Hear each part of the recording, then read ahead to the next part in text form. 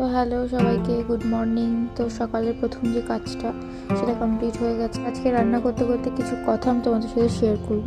Social media কিংবা আমাদের বাস্তব জীবনে অনেক মানুষ আছে যারা তোমাকে ছোট করবে, কোনো কারণ ছাড়াই একটা হিংসার পরিবেশ তৈরি করে রাখবে সব সময় নিজেদের মধ্যেই। কিন্তু একটা সত্যি কথা হচ্ছে, হিংসা করে কখনো সফল হওয়া যায় না, জীবনে এগোনো তো যায় না, আরও পিছিয়ে যায়। তারাও এই কাজগুলো করে খুব মজা পায়।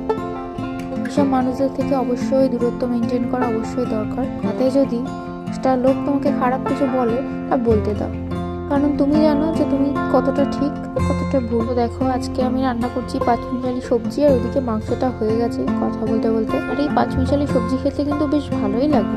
তো এটা রান্না করা একদম সিম্পল, কোনো এক্সট্রা মশলাও লাগে না।